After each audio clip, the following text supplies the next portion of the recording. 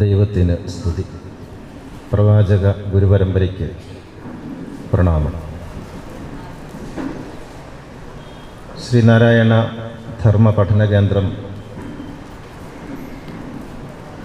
നടത്തുന്ന Kottayam union SNDP യോഗത്തിൻ്റെ സഹകരണത്തോടെ നടത്തുന്ന വിജ്ഞാനോത്സവത്തിലാണ് നാം ഉള്ളത്. അതിൻ്റെ ഭാഗമായി ഇവിടെ സംഘടിപ്പിക്കപ്പെട്ട നിത്യഗുരുവിനെക്കുറിച്ചുള്ള സ്മൃതി പ്രഭാഷണത്തിൻ്റെ ഈ വേദിയെ നയിക്കുന്ന പ്രിയപ്പെട്ട ആദരണീയനായ AG തങ്കപ്പൻ സാർ, സ്വാഗത പ്രഭാഷണം എങ്ങനെയായിരിക്കണം എന്ന് എല്ലാ സ്വാഗത പ്രസംഗകരും മാതൃകയാക്കേണ്ടുന്ന ഒരു മനോഹരമായ സ്വാഗത കവിത എന്നതുപോലെ പ്രഭാഷണം നടത്തിയ പ്രിയപ്പെട്ട അഡ്വക്കേറ്റ് KA പ്രസാദ് സാർ,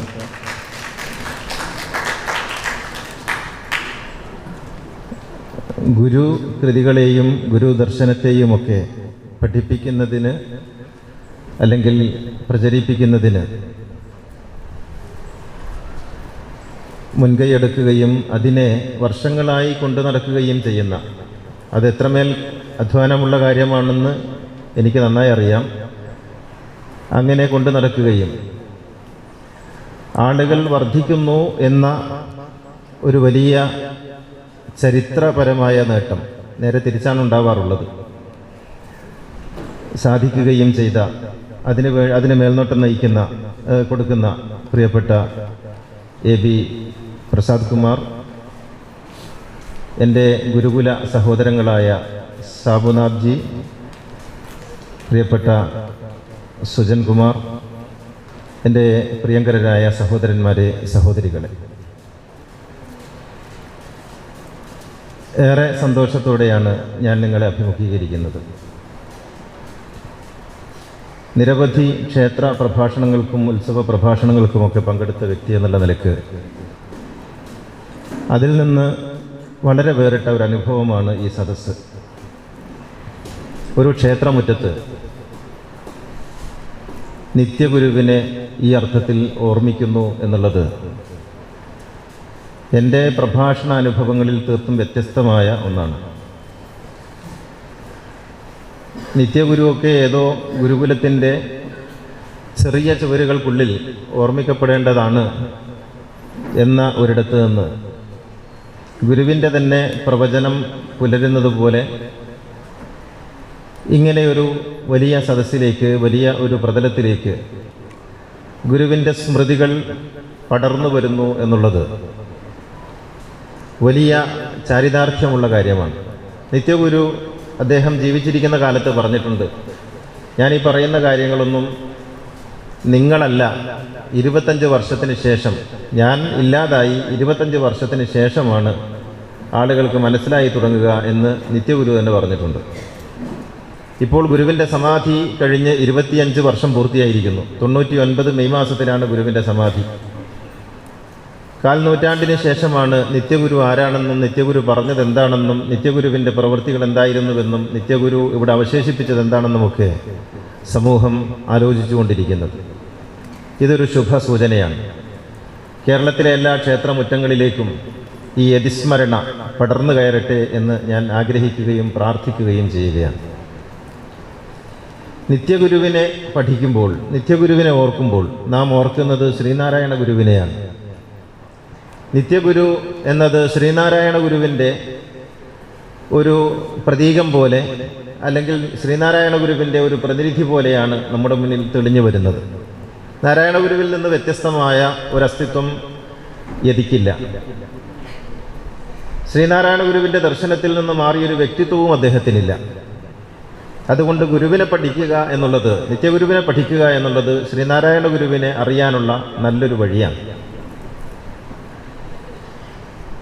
ഒരുപക്ഷെ കേരളത്തിൽ അല്ല, ലോകത്തിൽ തന്നെ ഇങ്ങനെയൊരു മഹാമനുഷ്യൻ ജീവിച്ചിരുന്നുവെന്ന് പിൽക്കാല തലമുറ അത്ഭുതപ്പെടുന്ന വിധത്തിൽ നാം ഗാന്ധിജിയെക്കുറിച്ച് ടോൾസ്റ്റോയ് പറഞ്ഞതുപോലെ അത്ഭുതപ്പെടുന്ന വിധത്തിലാണ് നിത്യഗുരുവിൻ്റെ സന്യാസ സാന്നിധ്യം സമൂഹത്തെ അനുഭവപ്പെടുത്തിയിട്ടുള്ളത്. ഗുരു നിത്യ ചൈതന്യേതി എന്ന പേര് പലപ്പോഴും നാം കേൾക്കാറും പറയാറുമുണ്ടെങ്കിലും അത് ഒരു സന്യാസി എന്ന അർത്ഥത്തിൽ മാത്രമാണ് ആളുകൾ മനസ്സിലാക്കിയിട്ടുണ്ടാവുക. ഒരു സന്യാസി, കാവി ഉടുത്ത, കാവ്യ വസ്ത്രം ധരിച്ച ഒരു സന്യാസി. ഇതാ ഇവിടെ ഒരു ഫോട്ടോ ഉണ്ടല്ലോ. ആ ഫോട്ടോയിൽ കാണുന്ന വലിയ താടിയുള്ള, അല്പം കുടവേറൊക്കെ ഉള്ള, അധികം നീളമില്ലാത്തൊരു മനുഷ്യൻ. അദ്ദേഹം കാവി ഉടുത്തിട്ടുണ്ട്. അതുകൊണ്ട് നമുക്ക് സന്യാസി എന്ന് മനസ്സിലാക്കാൻ ഏറെ പണിപ്പെടേണ്ടതൊന്നുമില്ല. പക്ഷേ ഗുരുവുമായി ബന്ധപ്പെട്ട് നിൽക്കുന്നവർക്ക് ഗുരു നിത്യ ചൈതന്യേതി ഒരു സന്യാസിയൊന്നും ആയിരുന്നില്ല. അദ്ദേഹം ആരായിരുന്നു എന്ന് ചോദിച്ചാൽ ആരല്ലായിരുന്നു എന്നാണ് ചോദിക്കേണ്ടത് എന്നാണ് അവർ ഉത്തരം പറയുക. അദ്ദേഹം കൂടെ നിൽക്കുന്നവർക്ക് മുഴുവൻ എല്ലാമായിരുന്നു എന്നുള്ളതാണ് വസ്തുത. ഇങ്ങനെയൊരു സന്യാസി ലോകത്ത് വേറെ ഉണ്ടായിട്ടില്ല എന്നുള്ളത് ഒട്ടും അതിശയോക്തിയില്ലാത്തൊരു സത്യമാണ്. അദ്ദേഹത്തിൻ്റെ ഗുരുവായ നടരാജ ഗുരുവാകട്ടെ, മഹാഗുരുവായ ശ്രീനാരായണ ഗുരുദേവനാകട്ടെ, അതിനുശേഷമുള്ള ഗുരു ശിഷ്യ പരമ്പരയിലോ മറ്റ് പരമ്പരകളിലോ ഇവിടെ വന്ന് ജീവിച്ച് സമാധി അടഞ്ഞു പോവുകയും നിലവിൽ ജീവിക്കുകയും ചെയ്യുന്ന ഏത് സന്യാസിമാരെ എടുത്തു നോക്കിയാലും നിത്യഗുരുവിനെ അവരുമായിട്ടൊന്നും താരതമ്യം ചെയ്യാനാവാത്ത മറ്റൊരു പ്രതലത്തിലാണ്, മറ്റൊരു ചക്രവാളത്തിലാണ്, മറ്റൊരു ലോകത്താണ് നിത്യൻ വസിച്ചുകൊണ്ടിരിക്കുന്നത്, ഇപ്പോഴും എപ്പോഴും. ഇനി അങ്ങനെ ഒരു പ്രതിഭാസം ഉണ്ടാകുമോ എന്ന് ചോദിച്ചാലും സാധ്യത വളരെ വിരളമാണ് എന്നേ നിത്യയെ അറിയുന്നവർക്ക് പറയാനൊക്കുകയുള്ളൂ. കാരണം നിത്യ എന്ന് പറയുന്നത് ഒരുപക്ഷെ ലോകത്ത് ഒരിക്കൽ മാത്രം പ്രത്യക്ഷപ്പെടുന്ന ഒരു വാൽനക്ഷത്രം പോലെയാണ് എന്ന് തോന്നിപ്പോകും. ഒരിക്കൽ മാത്രം പ്രത്യക്ഷപ്പെടുന്ന ഒരു പ്രതിഭാസം. അതിന് മുൻപോ അതിന് ശേഷമോ അങ്ങനെ ഒരു പ്രതിഭാസത്തെ കാണുക അസാധ്യമാണ്. നിത്യഗുരു ജന്മന ഒരു സന്യാസിയാണ് എന്നുള്ളതാണ് വാസ്തവം. അങ്ങനെ ഉണ്ടല്ലോ, ചിലർ ജനിക്കുമ്പോൾ സന്യാസിയാണ്. ശ്രീനാരായണ ഗുരുവിന് ആരും സന്യാസം കൊടുത്തിട്ടില്ല. ഗുരു സന്യാസിയായി ജനിച്ചയാളാണ്. നിത്യഗുരു സന്യാസം സ്വീകരിച്ചിട്ടുണ്ട്, ആരും കൊടുത്തതല്ല. രമണ മഹർഷിയുടെ മുന്നിൽ കാഷായം വെച്ച് മഹാമൗനത്തിൻ്റെ വാൽമീകങ്ങളിലേക്ക് ഉളിയിട്ട് പോയി ലോകത്തെ തൻ്റെ മൗനം കൊണ്ട് നിർവചിച്ച ഗുരുവിൻ്റെ പേരാണ് രമണ മഹർഷി. മൗനം കൊണ്ട് ലോകത്തെ നിർവചിച്ച ഗുരു. അദ്ദേഹം കൂടുതലൊന്നും സംസാരിച്ചിരുന്നില്ല. സംസാരമില്ലാതെ, വാക്കുകളില്ലാതെ, വാക്കുകൾക്കപ്പുറത്തുള്ള മൗനത്തിൻ്റെ അർത്ഥതലങ്ങളെ ലോകത്തിന് മനോഹരമായി കാണിച്ചു കൊടുത്ത മഹർഷിയാണ് രമണ മഹർഷി. രമണ മഹർഷിയുടെ മഹാമൗനത്തിന് മുന്നിൽ കാഷായം കൊണ്ടുവച്ച് അത് തൻ്റെ സന്യാസ ദീക്ഷയായി സ്വീകരിച്ച് സന്യാസത്തിലേക്ക് കാലെടുത്ത് വെച്ചയാളാണ് ഗുരു നിത്യചൈതന്യേതി. അങ്ങനെ ഗുരുവാകട്ടെ വാക്കുകളുടെ രാജാവാണ്. വാക്കുകളുടെ രാജാവായ നിത്യനും മൗനത്തിൻ്റെ രാജാവായ രമണ മഹർഷിയും സന്ധിച്ചേരുന്ന ഒരു പോയിന്റ് ഉണ്ട്. നാം സാധാരണ വെർട്ടിക്കലും ഹോറിസോണ്ടലുമായിട്ടുള്ള രണ്ട് വരകൾ വരക്കുമ്പോൾ ഈ വെർട്ടിക്കലും ഹോറിസോണ്ടലുമായിട്ടുള്ള ആ വരകൾ പരസ്പരം കൂട്ടിമുട്ടുന്ന ഒരു പോയിന്റ് ഉണ്ട്. ആ ലംബത്തിൻ്റെയും തിരശ്ചീനത്തിൻ്റെയും മധ്യത്തിലൊരു ബിന്ദുവുണ്ട്. അവിടെ അത് ഹോറിസോണ്ടലാണെന്നോ അത് തിരശ്ചീനമാണെന്നോ അല്ലെങ്കിൽ ലംബമാണെന്നോ പറയുക അസാധ്യമാണ്. ഇങ്ങനെ വരക്കുമ്പോഴും അത് കൂട്ടിമുട്ടുന്ന ഒരു ബിന്ദു. അങ്ങനെ ഒരു ബിന്ദുവിലാണ് മൗനത്തിൻ്റെ മഹാരാജാവായ രമണ മഹർഷിയിൽ നിന്ന് വാക്കുകളുടെ സുൽത്താനായ നിത്യ തൻ്റെ സന്യാസം ഏറ്റുവാങ്ങുന്നത്. അത് ചരിത്രത്തിൻ്റെ മറ്റൊരു അടയാളപ്പെടുത്തൽ കൂടിയായിരുന്നു. മൗനം എങ്ങനെയാണ് വാക്കുകളായി തീരുന്നതെന്ന്, വാക്കുകൾ എങ്ങനെയാണ് മൗനമായി തീരുന്നത് എന്ന് നിത്യയുടെ ഈ സന്യാസ കൈമാറ്റത്തിൻ്റെ രഹസ്യങ്ങൾ, അതിൻ്റെ സൂത്രം നമുക്ക് പറഞ്ഞു തരുന്നുണ്ട്. നാരായണ ഗുരുവുമായിട്ടുള്ള ഒരു താരതമ്യം അല്ലെങ്കിൽ നാരായണ ഗുരുവുമായിട്ടുള്ള ഒരു താതാത്മ്യപ്പെടൽ ഇവിടെയുണ്ട്. നാരായണ ഗുരുവിന് ആരും സന്യാസം കൊടുത്തിട്ടില്ല. നാരായണ ഗുരുവിന് അത്തരത്തിൽ ഒരു മനുഷ്യ ഗുരുവുമില്ല. ഗുരുവിനെ അന്വേഷിക്കുന്നവരുണ്ട്, അവർ പരാജയപ്പെടുകയുള്ളൂ. കാരണം നാരായണ ഗുരുവിൻ്റെ ഗുരു ഈ പ്രപഞ്ചത്തിൻ്റെ സംവിധായകനായ ആ മഹാശക്തിയല്ലാതെ മറ്റാരുമല്ല. ആ പരന്നുകിടക്കുന്ന, ഈ ലോകം മുഴുവൻ പരന്നുകിടക്കുന്ന സർവ്വചൈതന്യത്തിൻ്റെ ഉടമയായിട്ടുള്ള ആ മഹാശക്തിയല്ലാതെ നാരായണ ഗുരുവിനെ അന്വേഷിച്ചാൽ നമുക്ക് എവിടെയും ചെന്നെത്താൻ സാധ്യമല്ല. ഗുരുവിനെ അന്വേഷിക്കുക എന്നൊക്കെ പറയുന്നത് എത്രമേൽ വങ്കത്വമാണ് എന്ന് പലപ്പോഴും നാം നിസ്സഹായതയോടെ ഓർത്തു പോകാറുണ്ട്. ആരാണ് നാരായണ ഗുരുവിൻ്റെ ഗുരു? ഇന്നയാളാണ് ഗുരു. ഗുരുക്കന്മാരുടെ ഗുരുവിനെ, പ്രവാചകന്മാരുടെ ഗുരുവിനെയൊക്കെ ഓർക്കുന്നത് വെറുതെ. എല്ലാ ഗുരുക്കന്മാരും ഇവിടെ വരുന്നത് അവരവർക്ക് ലഭിച്ച ഉത്ബോധത്തിൻ്റെ, അവരവർക്ക് ലഭിച്ച അറിവിൻ്റെ, അവരവർക്ക് ലഭിച്ച വെളിപാടിൻ്റെ അടിസ്ഥാനത്തിലാണ്. അത് ഒരു ഗുരുവിൽ നിന്ന് പകർന്നു കിട്ടുന്നതല്ല. നമുക്കൊരു ഗുരു വേണം, നമുക്കൊരു അധ്യാപകൻ വേണം, നമുക്കൊരു വഴികാട്ടി വേണം, നമുക്കൊരു വേദം വേണം, നമുക്കൊരു പുസ്തകം വേണം. പക്ഷേ മഹാഗുരുക്കന്മാർക്ക് ഇതൊന്നും ആവശ്യമില്ല. കാരണം അവർ ഈ പ്രപഞ്ചത്തിൻ്റെ കേന്ദ്രവുമായി, പ്രപഞ്ച മനസ്സുമായി നിരന്തരം ബന്ധപ്പെടുന്നവരാണ്. അങ്ങനെ ആ പ്രപഞ്ച മനസ്സിൽ നിന്ന് അവരുടെ മനസ്സകങ്ങളിലേക്ക് പ്രവാഹം പോലെ ഒഴുകി വരുന്ന ജ്ഞാനത്തിന്റെ സ്പഷ്ടം നിലാവങ്ങു നീങ്ങി ദിനകരൻ ഉദയം ചെയ്തു. ഗുരു പറയുന്നുണ്ട്, സ്പഷ്ടം നിലാവങ്ങു നീങ്ങി, എല്ലാ അവ്യക്തതകളും പോയി. ദിനകരൻ ഉദയം ചെയ്തു, സൂര്യൻ ഉദിച്ചു. ഒരു അവ്യക്തതയുമില്ല. സത്യദർശനത്തിന്റെ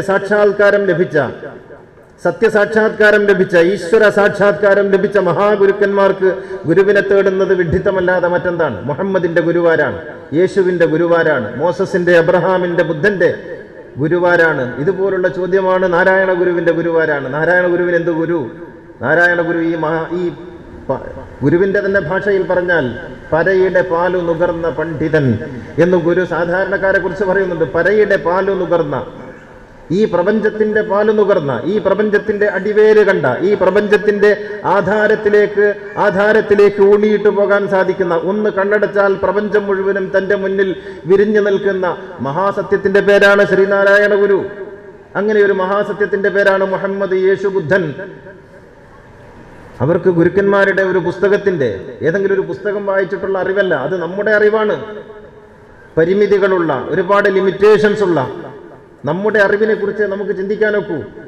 ഒരു പരിമിതിയുമില്ലാതെ പരാവാരം പോലെ കിടക്കുന്ന പരയുടെ പാല് നുകരുന്ന, അല്ലെങ്കിൽ പരയുടെ പാലായി തീർന്നിട്ടുള്ള മഹാഗുരുക്കന്മാർക്ക് ഗുരുക്കന്മാരില്ല. അതിൻ്റെ അങ്ങനെയുള്ള ഒരു മറ്റൊരു സവിശേഷത നിത്യഗുരുവിൻ്റെ സന്യാസ ദീക്ഷയുടെ സ്വീകരണത്തിൽ നമുക്ക് കാണാൻ കഴിയും. അത് മൗനത്തിൻ്റെ രാജാവായിട്ടുള്ള രമണ മഹർഷിയിൽ നിന്നാണ് സ്വീകരിക്കുന്നത്. രമണ മഹർഷിയിൽ നിന്ന് സ്വീകരിക്കുന്നു എന്ന് പറഞ്ഞാൽ രമണ മഹർഷി എടുത്തു കൊടുക്കുന്നൊന്നല്ല, അവിടെ കൊണ്ടുപോയി വെച്ച് അവിടെ നിന്ന് സ്വീകരിക്കുന്നു. നിത്യന്റെ ജീവിതം ഒരു യാത്രയാണ്. അത് ജ്ഞാനത്തിലേക്കുള്ള യാത്രയാണ്, അത് ആത്മത്തിലേക്കുള്ള യാത്രയാണ്, അത് പ്രപഞ്ചത്തിന്റെ ഗർഭഗൃഹത്തിലേക്കുള്ള യാത്രയാണ്, അത് ഈ പ്രകൃതിയുടെ ഹൃദയത്തിലേക്കുള്ള യാത്രയാണ്, അത് സത്യത്തിലേക്കുള്ള യാത്രയാണ്, അത് ഗുരുവിലേക്കുള്ള യാത്രയാണ്. നിരന്തരമായ യാത്രയുടെ പേരാണ് നിത്യ സഞ്ചരിക്കാത്ത ഇടങ്ങളില്ല. ഇന്ത്യയുടെ എല്ലാ ഭാഗങ്ങളിലും നടന്നും കാൽനടയായും വാഹനത്തിലേറിയും നിത്യൻ യാത്ര പോയിട്ടുണ്ട്. ജയേന്ദ്ര പണിക്കറായ സമയത്ത് പോകാത്ത ഇടങ്ങളൊന്നുമില്ല. ആലുവ UC കോളേജിൽ നിന്ന് പഠിച്ച് പിന്നെ നിത്യൻ യാത്രയുടെ ലോകത്തേക്കാണ് പോയത്. ഈ പാഠപുസ്തകങ്ങളിലൊന്നുമല്ല, ഈ പ്രപഞ്ചത്തിലാണ് ജ്ഞാനം ഇരിക്കുന്നത് എന്ന തിരിച്ചറിവിൽ നിന്നാണ്. പാഠപുസ്തകങ്ങൾക്കപ്പുറത്തൊരു പുസ്തകമുണ്ടെന്ന്, നാം കാണുന്ന അധ്യാപകർക്കപ്പുറത്ത് മറ്റൊരു ഗുരുവുണ്ടെന്ന്, നാം പഠിച്ച അറിവിനും അപ്പുറത്തൊരു അറിവുണ്ടെന്നുള്ള തിരിച്ചറിവാണ് നിത്യൻ നേടിയത്. അങ്ങനെയാണ് നിത്യൻ യാത്രയായത്. യാത്രയായി പലയിടത്തും ചെന്നു, പല ഗുരുക്കന്മാരെയും സമീപിച്ചു, പലരെയും പരീക്ഷിച്ചു, പലയിടത്തു നിന്നായി പലതും അറിഞ്ഞ് അവസാനം എത്തിപ്പെട്ടു നടരാജ ഗുരുവിന്റെ അരികിൽ. നടരാജൻ എന്ന് പറയുന്നത് ശ്രീനാരായണ ഗുരുവിന്റെ സശിഷ്യൻ, തൻ്റെ തമ്പി, ഗുരുവിന്റെ പ്രിയപ്പെട്ട തമ്പി. ഗുരുവിനോടൊപ്പം ഗുരുവിന്റെ ഊന്നുവടിയായി നിന്നൊരാൾ, ഗുരുവിന്റെ പാതുകമായി തീർന്നൊരാൾ, ഗുരുവിനോടൊപ്പം സഞ്ചരിച്ച, ഗുരുവിന്റെ വസ്ത്രം പോലെ ഗുരുവിനെ പൊതിഞ്ഞു നിന്നൊരാളിന്റെ പേരാണ് നടരാജൻ എന്ന് പറയുന്നത്. പൽപ്പുവിന്റെ മകൻ, വായിൽ വെള്ളിക്കരണ്ടിയുമായി ജനിച്ചവൻ, സമൃദ്ധിയുടെ, ഭൗതിക സമൃദ്ധിയുടെ, ലൗകിക സമൃദ്ധിയുടെ എല്ലാ സുഖങ്ങളിലും സന്തോഷങ്ങളിലും രമിക്കാൻ ഭാഗ്യം സിദ്ധിച്ച ബാല്യം. നിങ്ങൾക്കറിയാമല്ലോ, പൽപ്പു ഈഴവ സമൂഹത്തിലെ ആദ്യത്തെ വൈദ്യൻ, ആദ്യത്തെ ഡോക്ടർ, ബിരുദമെടുത്ത ഡോക്ടർ. പക്ഷേ നമ്മുടെ കേരളത്തിൽ അദ്ദേഹത്തിന് ജോലി ചെയ്യാൻ കഴിഞ്ഞില്ല. അതുകൊണ്ട് അദ്ദേഹം മൈസൂർ ദിവാന്റെ കൊട്ടാര വൈദ്യനായി തീർന്നു. അന്നത്തെ കാലത്ത് 2000 രൂപ ശമ്പളം വാങ്ങി. അന്നത്തെ കാലത്ത് 2000 ശമ്പളം വാങ്ങുന്നു എന്ന് വെച്ചാൽ ഇന്ന് ഏതാണ്ട് 1/4 കോടി രൂപ ശമ്പളം വാങ്ങുന്നു എന്നാണ് അർത്ഥം. അങ്ങനെ ശമ്പളം വാങ്ങിയ ഡോക്ടർ പൽപ്പുവിന്റെ പുത്രനാണ് നടരാജൻ. എല്ലാ സുഖ സൗഭാഗ്യങ്ങളിലും അഭിരമിച്ച് ജീവിക്കാൻ തക്ക ഭൗതിക സാഹചര്യങ്ങളുള്ള ബാല്യകൗമാരം, കുതൂഹലങ്ങളോടെ കടന്നു പോകേണ്ടുന്ന കുട്ടി. പക്ഷേ ആ കുട്ടി ചെറുതിലെ അന്തർമുഖനായിരുന്നു, തന്നിലേക്ക് തന്നെ തിരിഞ്ഞു ജീവിക്കുന്ന ഒരു പ്രകൃതമുള്ളയാളായിരുന്നു. ആയിടക്കാണ് ഗുരു തൻ്റെ വീട്ടിലെ നിത്യസന്ദർശകനായി തീരുന്നത്. ഗുരുവും നടരാജഗുരുവും തമ്മിൽ കണ്ണുകൾ തമ്മിൽ സന്ധിക്കും. ഏതോ ഒരു നിമിഷത്തിൽ ഗുരുവിന്റെ കടാക്ഷം നടരാജനിൽ പതിഞ്ഞു. ഗുരു നോക്കേണ്ടതുപോലെ നോക്കി. ഗുരുവിന്റെ കടാക്ഷമുണ്ടാകണം, ഗുരുവിന്റെ ദർശനം പതിയണം.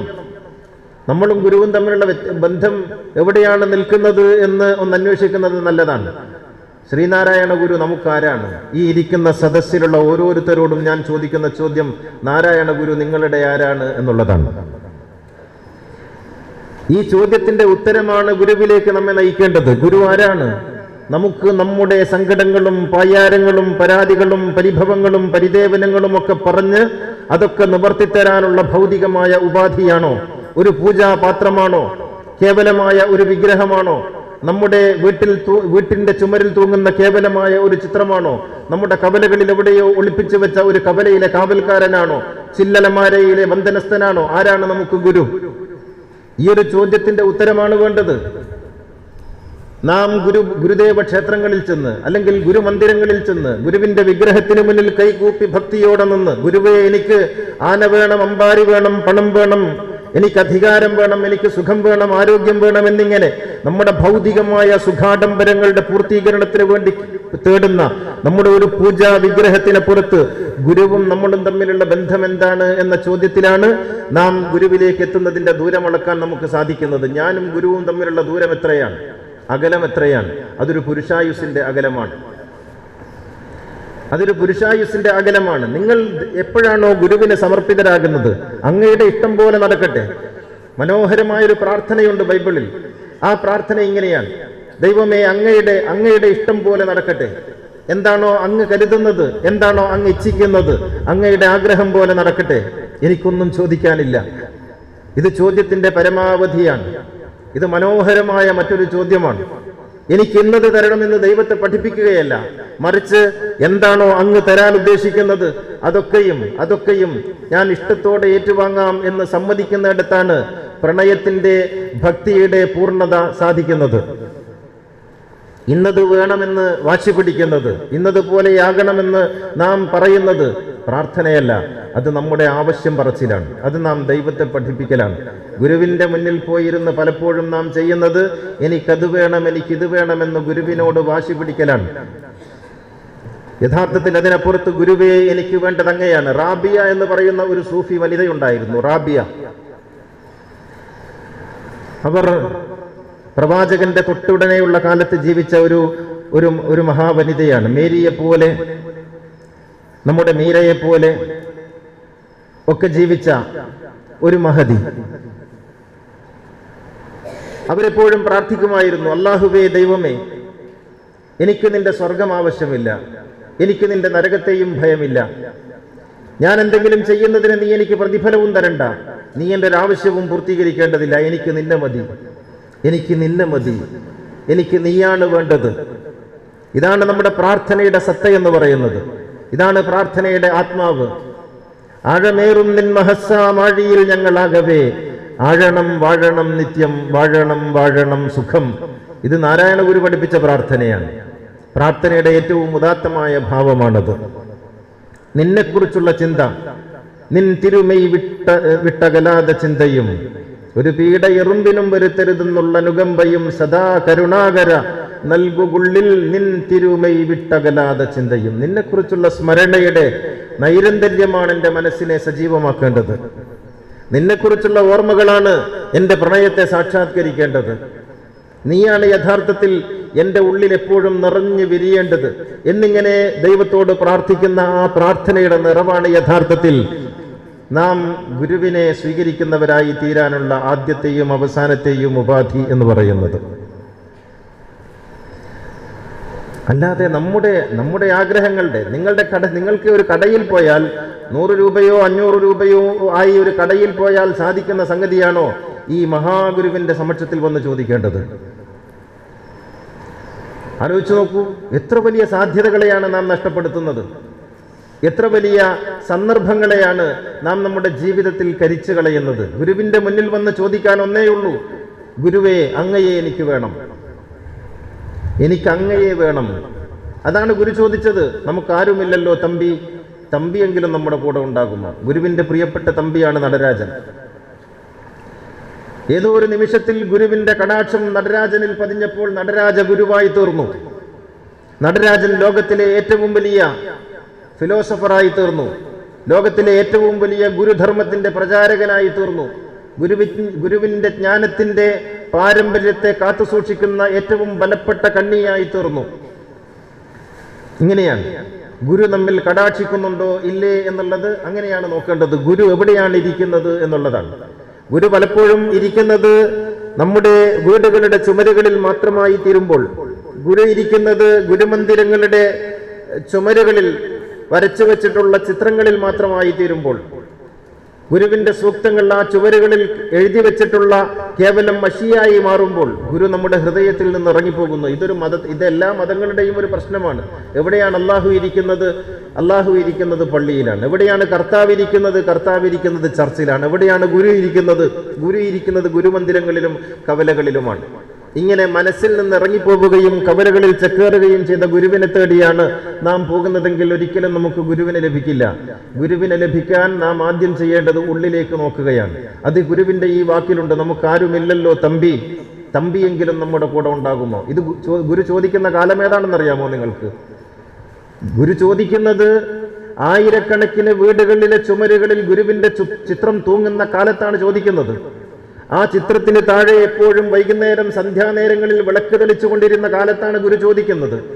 ഗുരുവിന്റെ പേരിൽ ഗുരുവിന്റെ വിഗ്രഹമുണ്ടാക്കുകയും ലോക വിഗ്രഹമുണ്ടാക്കുകയും ആ ലോഹ വിഗ്രഹം തലശ്ശേരിയിലെ ജഗന്നാഥ ക്ഷേത്രത്തിൽ സ്ഥാപിക്കുകയും അവിടെ പൂജാതി കർമ്മങ്ങൾ നടത്തുകയും ചെയ്തുകൊണ്ടിരിക്കുന്ന കാലത്താണ് ഗുരു ചോദിക്കുന്നത്, നമുക്കാരുമില്ലല്ലോ തമ്പി, തമ്പിയെങ്കിലും നമ്മുടെ കൂടെ ഉണ്ടാകുമോ? ഈ ചോദ്യം നമ്മോടുള്ള ചോദ്യമാണ്, ഓരോരുത്തരോടുമുള്ള ചോദ്യമാണ്. ഗുരുവിന്റെ കൂടെ നിൽക്കാൻ തയ്യാറാണോ? ഗുരുവിനെ മതി എന്ന് പറയാൻ തയ്യാറാണോ? ഗുരുവിന്റെ മുന്നിൽ ചെന്ന് ഗുരുവേ എനിക്ക് അങ്ങയെ വേണം എന്ന് പറയാൻ, എന്ന് പ്രാർത്ഥിക്കാൻ തയ്യാറാണോ എന്നുള്ളതാണ് ചോദ്യം. ഗുരുവിനെ വേണം എനിക്ക്. അങ്ങനെ ഗുരുവിനെ സ്വീകരിക്കുന്നവരായി തീരണം. അങ്ങനെയാണ് തമ്പി പറഞ്ഞത്, ഞാൻ ഗുരുവിന്റെ കൂടെ തന്നെ ഉണ്ടല്ലോ, നാം ഗുരുവിന്റെ കൂടെ എപ്പോഴും ഉണ്ടാകും. അങ്ങനെയാണ് നടരാജ ഗുരു നാരായണ ഗുരുവിന്റെ പരമ്പരയുടെ ശക്തമായ കണ്ണിയായി മാറുന്നത്. നിത്യയുടെ യാത്രയിൽ ഗുരു കണ്ടെത്തിയ ഏറ്റവും ബലിഷ്ഠമായ പാതയും പാലവും പാശവും അതായിരുന്നു.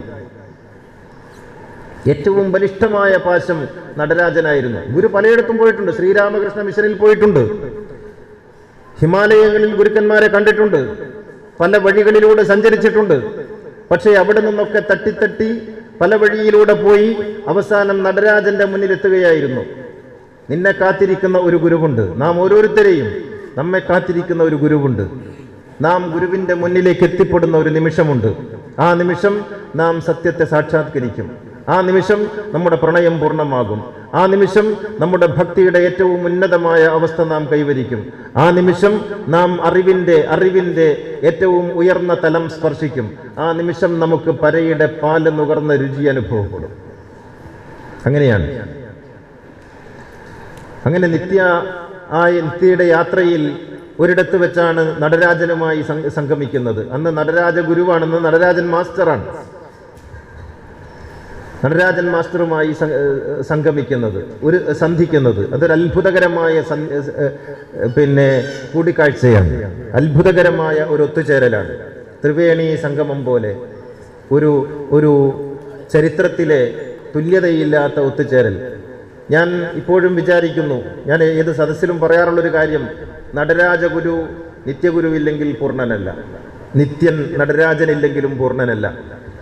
പരസ്പരം പൂർണ്ണരാകുന്നതിന് വേണ്ടി പ്രകൃതി പറഞ്ഞയച്ച രണ്ട് അനുബന്ധങ്ങളായിരുന്നു അവർ. അതൊരു ഗോളത്തിന്റെ രണ്ട് ഭാഗങ്ങളാണ്. ഒരർദ്ധഭാഗത്തിന് നടരാജൻ എന്ന പേര്, മറ്റൊരു ഭാഗത്തിന് നിത്യൻ എന്ന പേര്. സംഗമിച്ചവർ ഒന്നു ചേർന്നപ്പോൾ അതൊരു പൂർണ്ണഗോളമായി തീർന്നു. നിത്യയില്ലെങ്കിൽ നടരാജനെ ആർക്കും അറിയാൻ കഴിയില്ല. നടരാജഗുരു എഴുതിയ പുസ്തകങ്ങളെല്ലാം നടരാജഗുരുവിന്റെ തന്റെ ഭാഷയിൽ അത് നിങ്ങൾക്കുള്ളതല്ല, എന്റെ നിത്യനുള്ളതാണ്.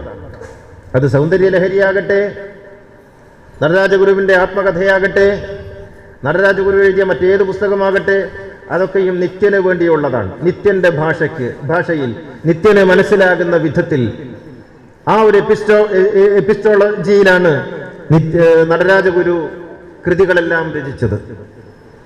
രണ്ട് ഗോളങ്ങളുടെ ഏതൊക്കെയോ ഭാഗങ്ങളിലൂടെ തിരിഞ്ഞ് വന്ന് രണ്ട് അർദ്ധഗോളങ്ങൾ ഒരു സന്ധിയിൽ വെച്ച് യോജിക്കുകയും അതൊരു പൂർണ്ണഗോളമായി തീരുകയും ചെയ്യുന്നു. നടരാജനും നിത്യനും പരസ്പരം വേർപ്പെടുത്താൻ കഴിയാത്ത നാമധേയങ്ങളാണ്. അത് വേർപ്പെടുത്തിയാൽ പിന്നെ ആ രണ്ട് അസ്തിത്വങ്ങളുമില്ല. അതങ്ങനെയാണ്. അത് പ്രകൃതിയുടെ തീരുമാനമാണ്. അത് പ്രകൃതി നിശ്ചയിക്കുന്നതാണ്. അതങ്ങനെ തന്നെ സംഭവിക്കൂ. അങ്ങനെ സംഭവിച്ചാലേ അത് സാധ്യമാവുകയുള്ളൂ. ഈ യാത്ര 100 വർഷങ്ങൾക്ക് ശേഷം, നാരായണ ഗുരുവിന്റെ സമാധിക്ക് 100 വർഷം തികയാൻ പോവുകയാണ്. 100 വർഷങ്ങൾക്ക് ശേഷമാണ് ആ രണ്ട് ഗോളങ്ങൾ പരസ്പരം ചേർന്നതിന്റെ ചരിത്രപരമായ മഹാത്മ്യത്തെക്കുറിച്ച് നാം അറിയുക. അതിന്റെ ചരിത്രപരതയെക്കുറിച്ച് നാം തിരിച്ചറിയുന്നത് അപ്പോഴാണ്. നിത്യഗുരുവിന്റെ ഓർമ്മകളെ നമുക്ക് നടരാജഗുരുവിൽ നിന്ന് പറിച്ചെടുത്ത് പറയാൻ സാധിക്കുകയില്ല. കാരണം നിത്യനായി തീർന്നത്, ഗുരു നിത്യ ചൈതന്യേതി എന്ന് നാം ഇന്ന് പറയുന്ന, നാം ഇന്ന് അനുഭവിക്കുന്ന, നാം ഇന്ന് പറഞ്ഞുകൊണ്ടിരിക്കുന്ന ആ സ്മൃതിയുടെ കാരണക്കാരനുണ്ടല്ലോ, ആ കാരണക്കാരനെ ഇക്കോലത്തിലേക്ക് ആക്കി തീർത്തത് നടരാജഗുരുവാണ്. തിരിച്ചും പറയാം, ആ ഗുരുവിനെ ഗുരുവാക്കി തീർത്തത് നിത്യനാണ്. എല്ലാ ഗുരുക്കന്മാർക്കും ഇങ്ങനെ ചില ശിഷ്യന്മാരുണ്ട്. ഞാൻ ഓർത്തു പോകുന്നത് മുഹമ്മദിന് അലി എന്ന് പറയുന്ന ഒരു ശിഷ്യനുണ്ട്. മുഹമ്മദിലേക്കുള്ള വഴി അലിയാണ്. അത് മുഹമ്മദ് നബി തന്നെ പറഞ്ഞിട്ടുണ്ട്, അന മദീനത്തുൽ ഇൽമി വ അലിയിൻ ബാബുഹ. ഞാൻ ജ്ഞാനത്തിന്റെ നഗരിയാണെങ്കിൽ ആ നഗരിയിലേക്കുള്ള കവാടം അലിയാണ് എന്ന് പ്രവാചകൻ തന്നെ പറഞ്ഞിട്ടുണ്ട്. അങ്ങനെ ഗുരുക്കന്മാരിലേക്കൊരു കവാടമുണ്ട്. ആ കവാടത്തിലൂടെ കടന്നു ചെല്ലുമ്പോഴേ ഗുരുവിനെ നമുക്ക് ദർശിക്കാൻ കഴിയുള്ളൂ. നടരാജഗുരുവിലേക്കുള്ള കവാടം നിത്യഗുരുവാണ്. അതുകൊണ്ടാണ് നമുക്ക് നടരാജഗുരുവിനെ കുറിച്ച് ഇങ്ങനെ പറയാൻ കഴിയുന്നത്. നിത്യഗുരുവില്ലെങ്കിൽ നമുക്ക് ആർക്കും പറയാൻ സാധിക്കുമായിരുന്നില്ല. ഇത് നാരായണ ഗുരുവിന്റെയും ഒരു സവിശേഷതയാണ്. നാരായണ ഗുരുവിന് നടരാജൻ എന്നൊരു ശിഷ്യനുണ്ടായിരുന്നില്ലെങ്കിൽ ശ്രീനാരായണ ഗുരുവിന്റെ ദർശനത്തെ നമുക്ക് ഇങ്ങനെ ആഘോഷിക്കാൻ സാധിക്കുമായിരുന്നു. ഏകലോകത്തെക്കുറിച്ച് പല മതസാരവും ഏകമെന്ന് പറയുന്ന ലോകോത്തരമായ